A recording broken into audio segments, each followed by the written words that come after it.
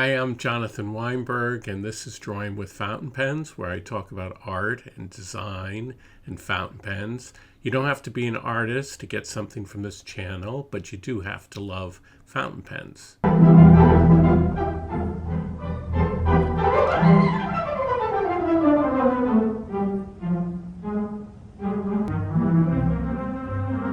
As always, if you like this channel, please press the subscribe button. It doesn't cost you anything. It's a great way to support the channel.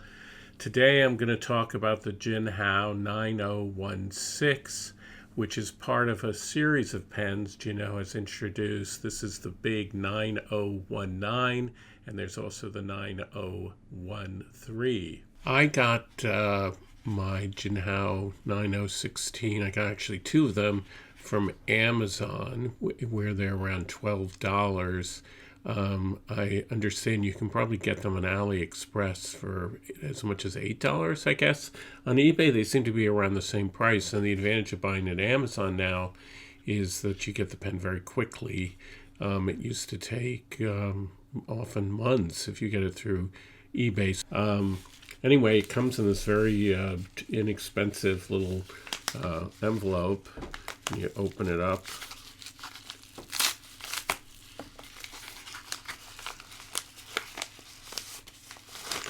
And it has its little sleeve, like its little condom.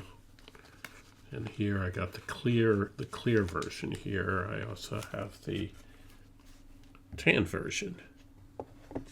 In many ways, this is just a conservative pen. What's so interesting about it?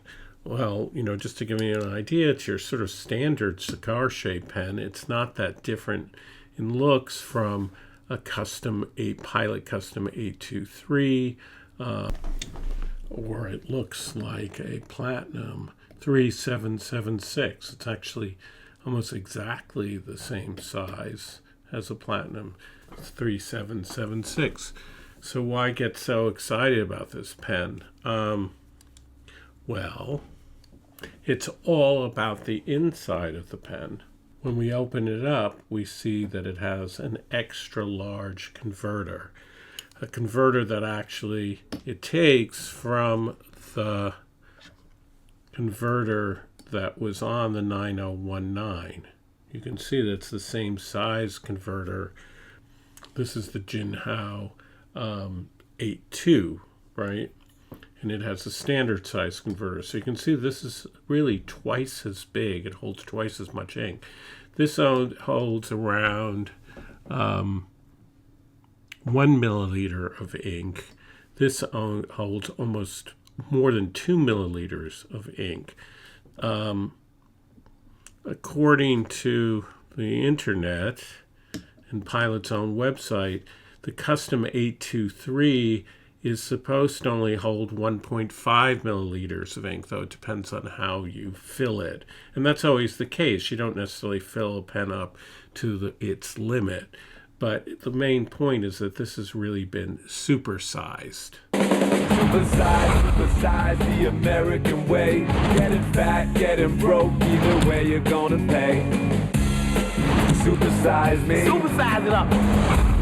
Now the other thing about it is the nib, right? Now actually you could argue, well, that's not very exciting. What's great about the Jinhao 9019 is the big number 8 size nib, but and the Jinhao 9016 has a standard 6 size nib. But what makes that exciting is it means that you can swap this nib for a whole slew of other nibs. While you really can't find a number 8 nib by another manufacturer that's going to fit in the Jinhao 9019, but you can find many different kinds of nibs that will fit on this pen. Here I'm showing you a Jinhao 9016 with a Fountain Pen Revolution ultraflex nib on it. And I was able to get this to work perfect. The problem was I actually had quite a hard time getting the nib out of the housing. The housing and nib on this pen screws in and out. And it looks something like this, right? It has the screws out. However, I had a hard time pulling out the feed and nib. I had to really run it under hot water. That seemed to be the solution. And then I was really worried about almost breaking it, but I was able to finally get it out. And then I was able to quite easily fit the fountain pen revolution nib. It fit perfectly into it. The thing is that that nib works best with an ebonite feed that you can get from Fountain Pen Revolution. That doesn't fit in the housing that comes with the Jinhao 9016.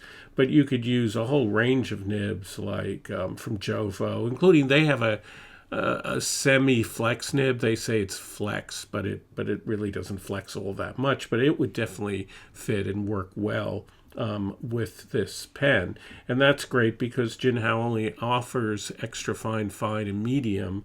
And so that allows you to use a broad or a stub nib in the pen. But do keep in mind that it doesn't just easily, at least the models that I have, don't easily come apart. You really have to work at getting them out and be patient and use, as I say, use a little heat, I think, as a way to get the nib out. But this bigger ink capacity is very appealing, particularly, I think, for artists who want to spend a whole day sketching. This gives you the added amount of ink with the advantage of a converter, because I actually think a converter is a better way to get ink into a pen than a vacuum. And it's much easier to clean than a piston. So it really has an advantage from that standpoint. And up until now, really, as far as I know, there weren't converters that held that kind of ink. It's really a great idea, and it would be great if other pen companies followed suit. This is an example of a Chinese company really doing something that nobody else is doing and really leading the way. Also, on a pen that is so affordable. It if you like a huge pen, then you may be disappointed with this pen. But I think it's a good size. It's quite comfortable. It seems well made. It's very light. It's comfortable in the hand. It posts very, very well. It's not a super expensive pen. You can tell, for example, if you look at the section, you can sort of see the seams. People are kind of obsessed with this, but for some reason it takes quite a lot of turns, almost 2.5 turns to get the cap off. And that might annoy people. It seems like on this one, even more than 2.5 turns. So that sometimes annoys people. But I love the way it looks. I like the fact that it's clear resin all the way through. You can see the nib through the cap. I think that's very attractive. A little cheap the way it's finished at the top, just a little hole there, right? There's no attempt to hide the fact that this is molded plastic, but I think it's very, very nice. It's a nice pen. The nib that it comes with is a medium. I got it with a medium, and that in itself is new with Jinhao. It used to only be that they came in extra fine and fine. I will write with it, do a test of it. It writes with something that's closer probably to a Western fine. It's a bit thin for a medium, but it writes pretty smoothly. And I note that there was some blue ink in it when I tested it out. So that's a sign, like Lamy, that somebody tested the nib, and it writes quite smoothly, and I was pleasantly surprised. It's one of their new heartbeat nibs, which means that the slit is made to look like an EKG test, cardiogram test. And I think you want to get one of the newer ones, because I've seen some complaints when people have a regular Jinhao nib and that the nib isn't very pleasant. But I find this similar to some of the Asfine nibs or the Moonman nibs, that I thought it's a perfectly fine nib, good nib. Maybe not quite as good as a Jinhao nib. I like broad nibs, so maybe that's the difference. But it doesn't cost a lot of money to get whatever number 6 nib you really like, if you really want this, take advantage of this larger converter. And so that's really terrific, the larger converter. I think for looking at comparisons, I think I think the 9019 is cool to have such a big pen, but it's really too big for me. And I don't see any great advantage to having such a big nib. It looks cool, but I don't find that it writes any better than other similar steel nibs. Other comparisons, I compared it already to the size of the Platinum pen, but you might want to compare it to the X159. It's a little smaller than the X159. And here we can compare it to the Metropolitan. It's quite a light pen. It's around 22 grams with the cap on it.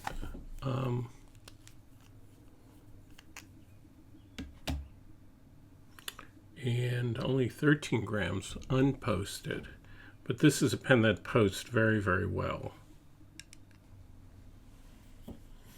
Size-wise, it is about 5.5 inches long closed. When it's posted, it becomes 6.25 inches approximately.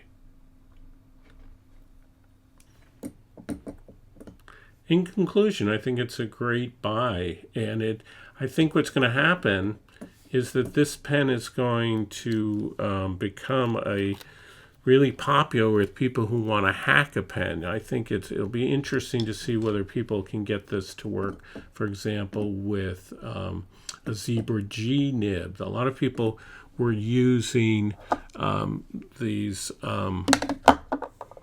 metal pens from Jinhao. This is the Jinhao X450, but there's also model 750, and people would use these inexpensive pens and change the nibs and work with nibs that work with dip pens because they were so inexpensive, and because they use number 6 nibs, they're really good for that. I think this is going to become the choice for that because you have the advantage of the larger converter, and it's a much more accessible pen.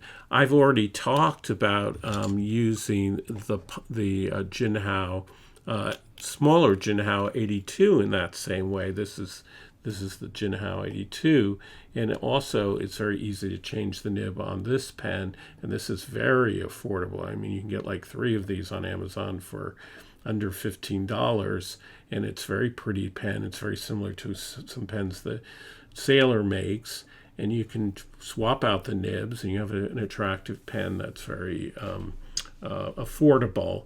The nib that comes with this pen is not very good, I have to say, but maybe, the way Jinhao is going, maybe they're going to improve that nib too, and it'll be equivalent to the improvements they've made on the number 6 nib. So as always, I'm going to do a writing sample, and I'm going to do a drawing this time of lilacs. The beautiful lilacs are in bloom.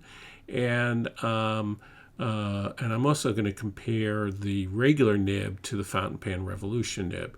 As always, if this is useful, please subscribe. So how does it write? Okay. That's Jinhao 9016, and it's a medium. They call it the Heartbeat nib, which is new, and this is Waterman Tender Purple. This is Rhodia paper. Okay. And it is fairly smooth.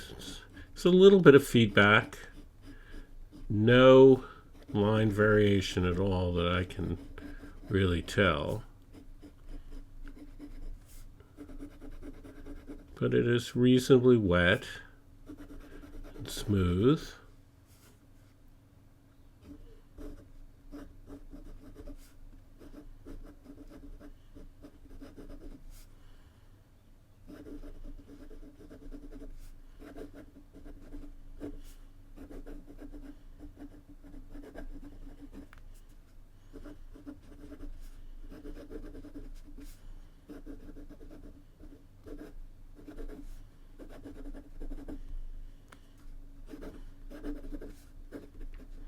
And I would say it's a decent nib. It's a bit thin. I think it's more like a Japanese medium than it is a Western medium. But it's a nice nib, and for the value, quite a good value. Here's a test. After it was quite hard to get the existing nib out of the pen. It screws out, but then to actually get the nib and the feed out of the holder was actually hard. I almost gave up on it, but I finally was able to, in this case, put in a number 6 fountain pen Revolution nib, which is their ultraflex, and really works best with an ebonite feed, but the feed that comes with the Jinhao is a plastic feed, very standard. So keep that in mind. So this is, seeing it's already skipping a little bit. All right, here we go. Jinhao. And this is the fountain pen ultraflex. And again, this is diamine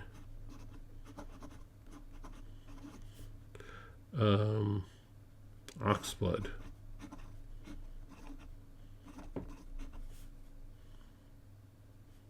And rodeo paper. So if I go slowly, it actually works quite well. You can see how much flex there is. So it's beginning to railroad a little bit. But I think part of the problem is the plastic feed. It's not bad. There's a sweet spot. If I go slowly, it actually works pretty well. Pretty impressive.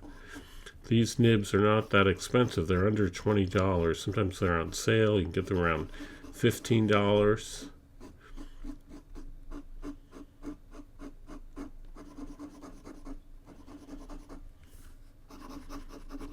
Here's writing. This is not bad. It's really when I press down on it a lot, it begins to railroad. But you can see there's quite a lot of line variation. In terms of sketching, this is not, I could live with this.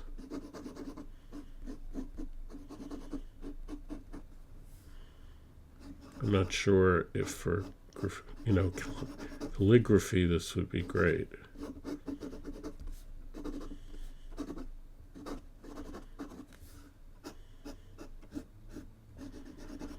Anyway, these pens are only $12 or less, and they're great for experimenting with different nibs. If you can get the, you have to sort of struggle to get the nib out. I found that really hot water was the key to loosening the nib.